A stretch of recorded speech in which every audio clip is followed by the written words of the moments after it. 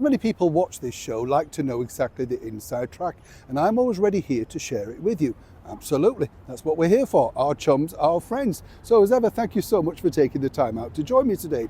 What I find fascinating is when you find these particular stories and you think, now that's interesting, why have they decided to talk about that at this current moment? And of course, it doesn't take too long for you to go sleuthing and finding out exactly the true story behind this potential Hollywood royal princess. As ever, let me explain. Hi, lovely to have your company today. Thank you as ever for joining me. Yes, we are in beautiful Parliament Square. Can you see that there? Just love it. Oh, now can you hear Big Ben? See, isn't that nice? Yes. True, you see, we are across London, live across London for you. Wherever we end up in the day, it's always good to share where I am with you, then you know where I am. And if you've been in this area, you know what I mean. It's pretty exciting, yeah. It's always vibrant, you know, either with protesters or MPs getting fired, whichever way you look at it, you know. There's always something to view, you know what I'm saying. Big Ben now chiming, that is known around the world, right? Let's have a listen.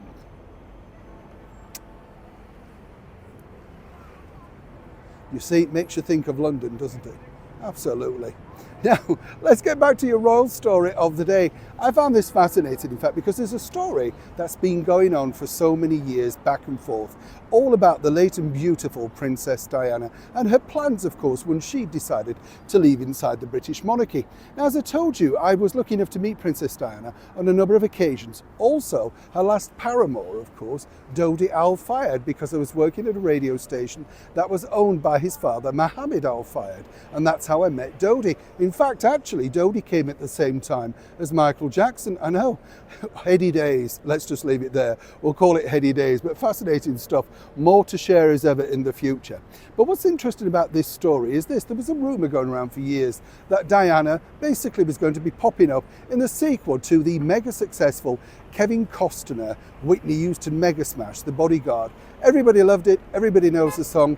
Whitney Houston, what a voice, what a star, what a woman. I literally met her too at the Waldorf Hotel in London. A lovely, lovely down-to-earth lady.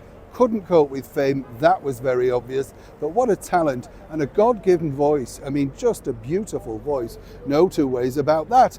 But of course, the idea to make a sequel to The Bodyguard had been mooted around for years simply because it was so successful at the box office. Now, the co-star of that, as I say, Kevin Spacey, didn't have that much of a role. It was already centred upon Whitney's character, Rachel, if you remember, and the beautiful songs. But Kevin, of course, never one to be undone, has now been telling the world once again about this particular offer for Diana to star in a script of a sequel that he'd written. And you kind of think, oh, all right. So have a listen to this. Years later, Kevin Costner just happened to be in England, and the future King of England's people reached out to him for a meeting. That's right, Prince William. Never talked about this before, the two-time Oscar winner said, but I can now because of how very much I respect him. And he goes on to say that, and we met in a room where the chairs were still stacked on chairs. It was just us. I'm sure there was somebody waiting outside, but it was just someone I met. There was nobody else. He walked up, we sat down and shook hands, and for the first line out of his mouth was, "You know, my mum always kind of fancied you." Blushing, Kevin apparently replied, "I know," to William, and they spoke for about half an hour. I'll never say what we talked about, but it was a very sweet thing. Now, the cynic in me, of course, could say that, well, yes, of course, that's very nice, isn't it? But there seemingly is no record of this alleged meeting.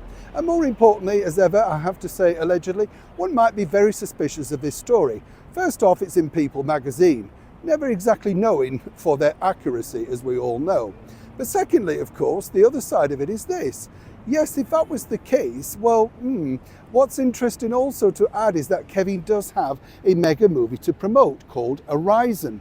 And a lot of his own money is in this particular production, alongside his young son in a small role. So you can understand he's got to drum up business. He's got to drum up interest. Now, what he actually said was nothing, like I can't say what we ever spoke about, other than the fact that once again, Princess Diana actually fancied him.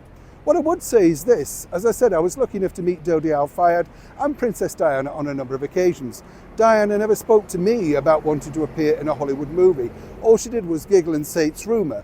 But then again, you never know. The other side of it is this. Dodi Al Fayed was very keen to make a documentary-style movie all about Diana's life to date.